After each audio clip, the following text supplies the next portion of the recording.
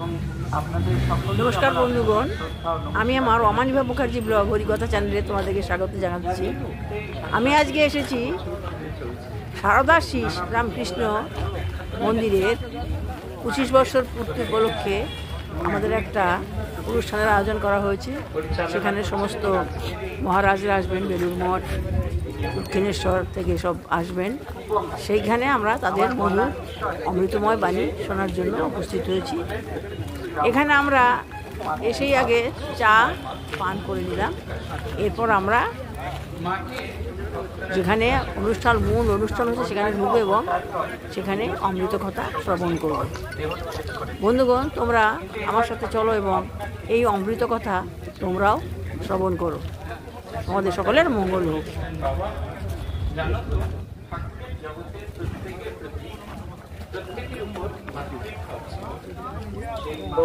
এই ভাব কেন্দ্রিক যেন মানুষ এখন অধীরভাবে প্রতীক্ষা করছে কিছু হলেই যে এটি যদি এই রামকৃষ্ণ মিশন এই ভাবধারাতে এটি যদি এই করা যায়। এটা এখন একটা এরকম অনেক জায়গাতেই চালু আছে। সেখানে সবাই এই যে রামকৃষ্ণ মিশন পরিচালিত যে সংস্থা, তার যে গঠনতন্ত্র, সেগুলোকে তারাও কিছুটা পুরোপুরি না হলেও কিছুটা রপ্ত করার চেষ্টা করে, যে একটা শৃঙ্খলা থাকবে এই প্রতিষ্ঠানে। তো সেই জন্যে এই সূত্রপাত হয়ে গিয়েছে। সেটি কখন একেবারে ওই পূর্ণাঙ্গ রূপ পাবে, তার জন্য অনেক মানুষ, আমরা যেরকম স্বাধীনতা পেয়েছি কিছু মানুষের আত্মত্যাগের মধ্যে, কিন্তু সেই স্বাধীনতা যেই আমরা যেই দেশ সময় বাস করছি, মনে হচ্ছে যে এইটা কি চেয়েছিলাম। ওই রান্নাঘরে কাঠের জালে বসে মা রান্না করতেন। ঠাকুরের জন্য ঝোল ভাত, নরেনের জন্য মোটা মোটা রুটি ছোলার ডাল, অন্যান্যদের জন্য পাতলা পাতলা রুটি মুগের ডাল, আর নিজেদের জন্য অন্য কিছু। তথাপি মা বলছেন, আনন্দের পূর্ণ ঘট স্থাপিত হয়ে আছে, হৃদয়ে যেন আনন্দের পূর্ণ ঘট স্থাপিত হয়ে আছে। আমরা যখন ছোট ছিলাম, যখন সাধু হতে এসেছি, দক্ষিণেশ্বর বেড়াতে গিয়েছি, ফিরে এসে আমাদের পূজ্যপাদ আত্মস্থানজিকে বলতে হতো কি কি দেখেছি। মহারাজ সব শুনে জিজ্ঞেস করলেন কোন জায়গাটা সকলের ভালো লেগেছে। আমরা বললাম কেন, মায়ের নহবতখানা বেশ ভালো, চতুর্দিক দিয়ে হাওয়া আসে, সব কিছু আসে। মহারাজ বললেন আজ্ঞে না, দু মানুষ সমান উঁচু দরমার বেড়া ছিল, তার মধ্যে মা ঠাকুরুন থাকতেন। সারাদিনে একবার শৌচে যেতে পারতেন, কি কষ্ট করে থাকতেন কখনো ভেবেছিস?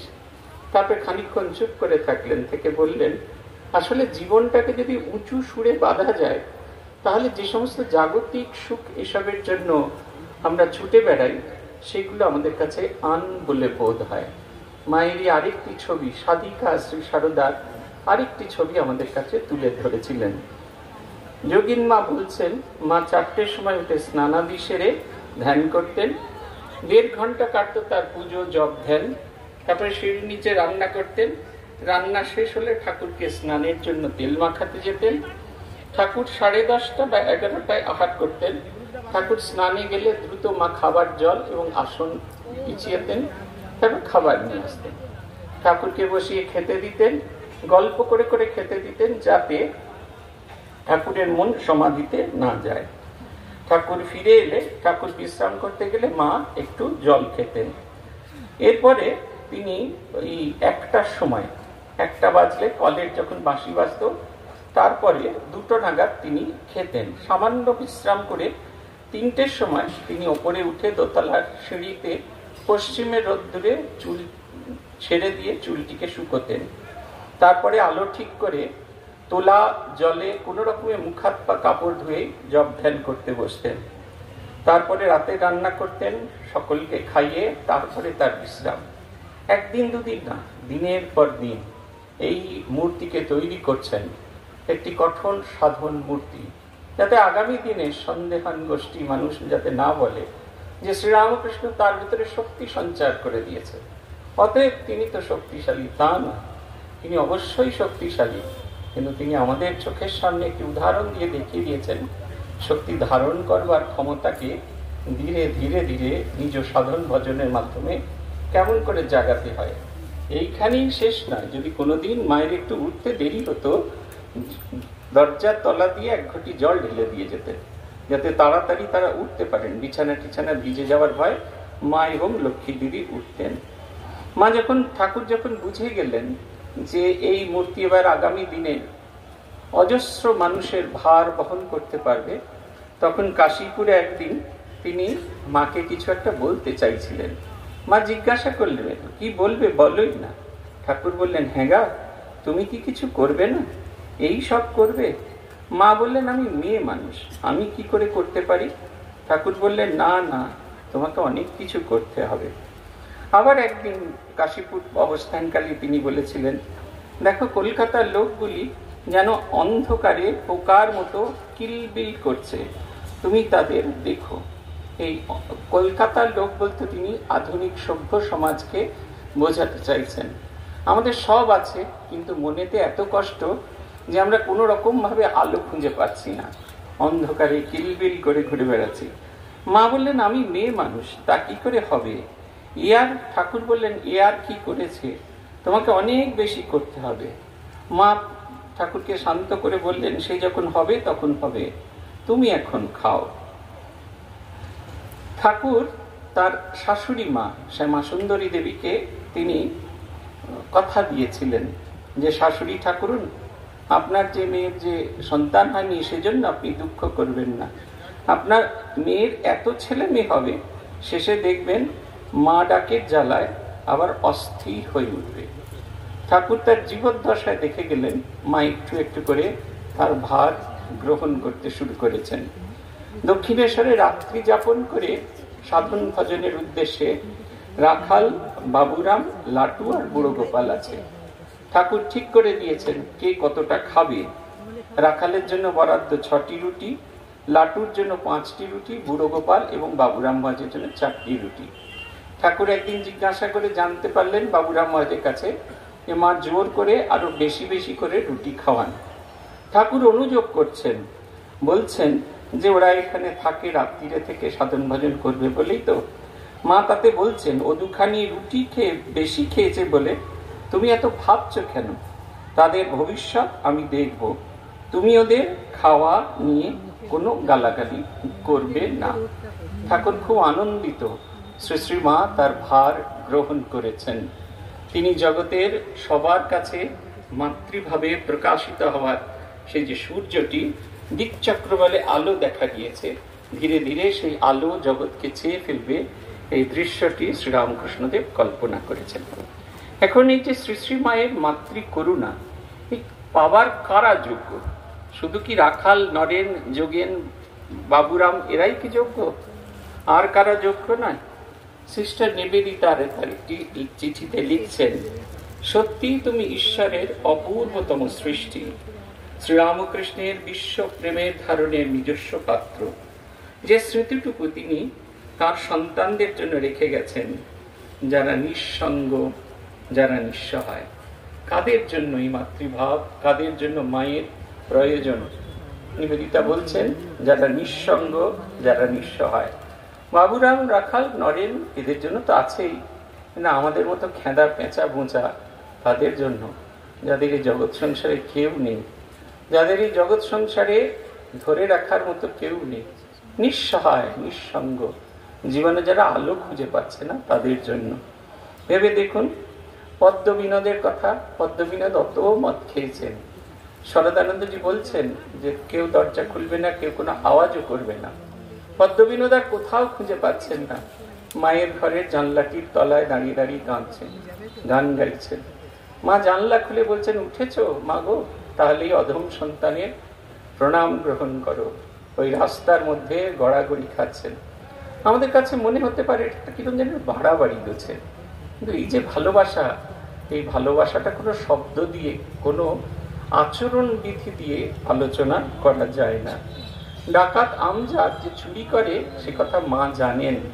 মা তাকে বলছেন, হ্যাঁ গা আমজাদ, তোমাকে অনেকদিন দেখিনি। আমজাদ ওই কিছুদিন অন্যত্র আছেন। মা বললেন, ও তাই, তাই তোমায় দেখিনি। আমজাদ বললেন, ঠাকুরের সেবায় একটু কলা এনেছি, মা নেবেন? মা দুহাত পেতে নিয়ে নিচ্ছেন। শরতের কাছ থেকেও যেরকম নিচ্ছেন, আমজাদের কাছেও নিচ্ছেন, কোনো আলাদা কোনো কিছু নেই। এই যে মায়ের মাতৃভাব, এটা একবারে ছোট থেকেই আছে। আমাদেরও তো কতজন দিদি বেড়াতে নিয়ে গেছেন, কজন বলুন তো গঙ্গা স্নানের পরে ভাইদের খিদে পাবে ভেবে মুড়ি বয়ে নিয়ে গেছেন, কজন নিয়ে গেছেন। তারপরে যখন খেতে মুনিশরা কাজ করছে, তারা যাতে ঠিক সময় খেতে পায় তার জন্য তিনি গিয়েছেন খাবার নিয়ে। কিংবা দুর্ভিক্ষ পীড়িত মানুষ তারা যখন খেতে বসেছে, গরম গরম খাবার খেতে পাচ্ছে না বলে দুহাত দিয়ে হাত পাকা দিয়ে হাওয়া করে সেই গরম খাবারকে ঠান্ডা করেছেন।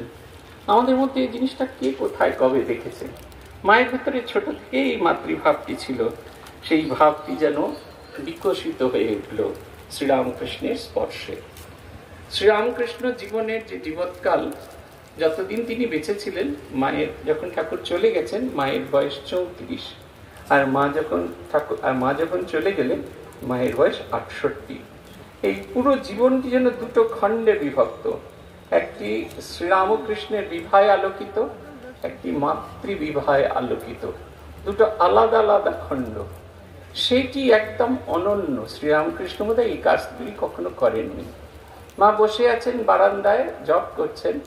পাশের বস্তিতে সেই মহিলা, একজন মহিলার ঠিক সময় রান্না করেনি বলে তার বর প্রথমে অনুযোগ করছে, ঝগড়া করছে। ঝগড়া বাড়তে বাড়তে মারামারিতে পরিণত হয়েছে।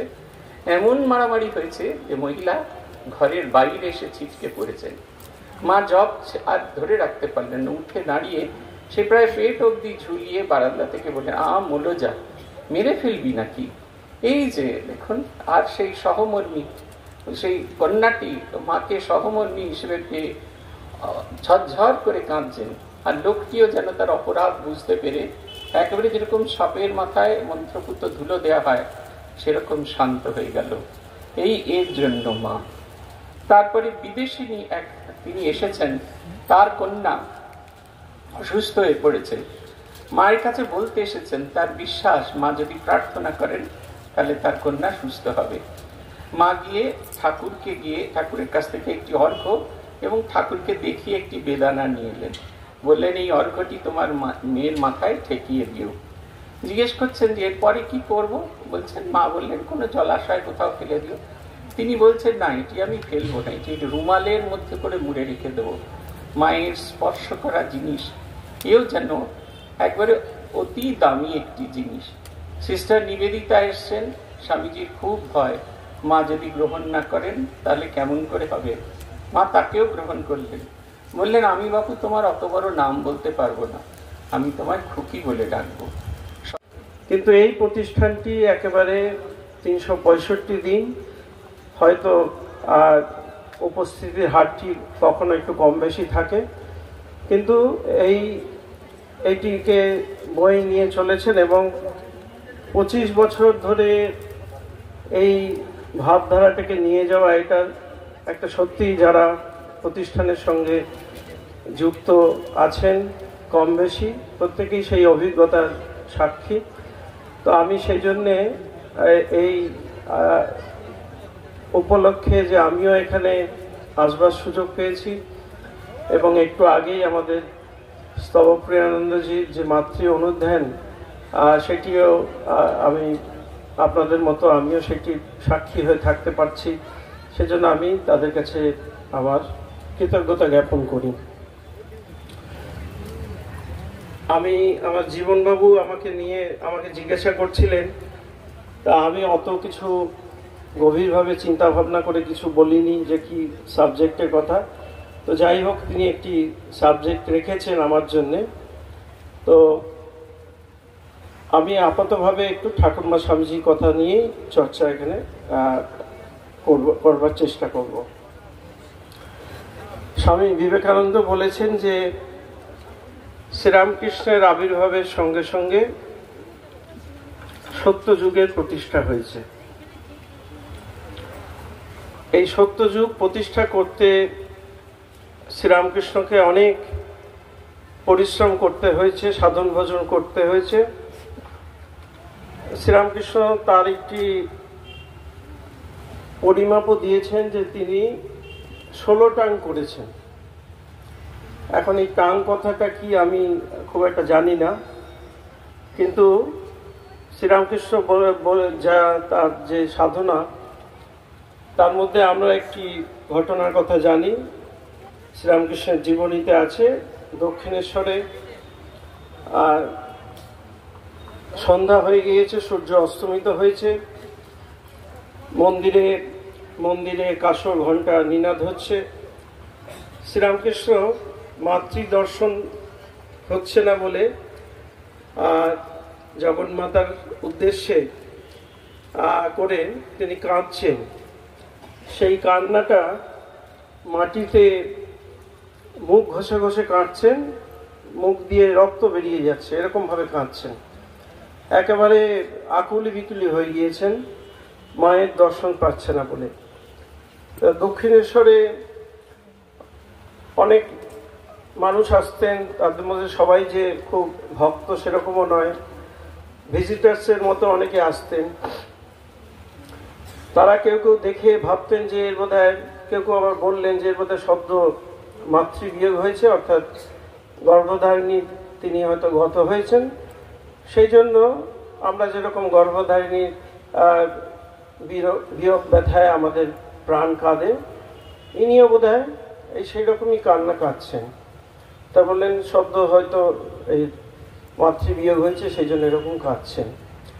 তা এই আমরা শ্রীরামকৃষ্ণ জীবনী পাঠ করলে, বিশেষ করে শ্রী শ্রী রামকৃষ্ণ লীলা প্রসঙ্গ স্বামী শারদানন্দজি রচিত, সেখানে করলে শ্রীরামকৃষ্ণের সাধনার অনেকটা কথাই সেখানে আমরা জানতে পারি।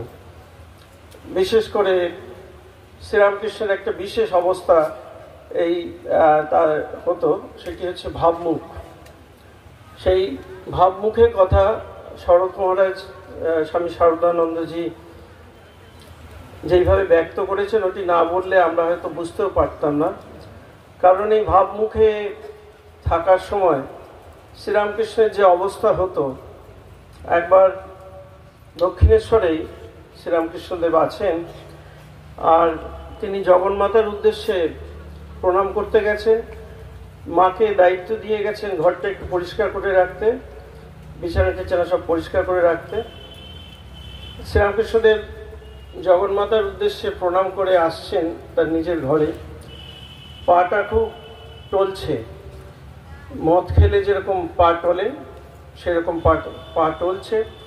শ্রীরামকৃষ্ণ নিজেও ভাবছেন বোধহয় তিনি মাতাল হয়ে গিয়েছেন, ওই কারণ বোধহয় খেয়েছেন, এরকম খেলে এরকম হয়। তা মাকে জিজ্ঞাসা করছেন যে আচ্ছা আমার এরকম অবস্থা হয়েছে কেন, আমি কি মদ খেয়েছি, এরকম হয়ে গেছে? তা মা বলছেন না না, তুমি মদ খাবে কেন, তুমি ভাবামৃত খেয়েছ। তা এই শ্রীরামকৃষ্ণের এই যে সাধনা, সত্য যুগকে প্রতিষ্ঠা করা,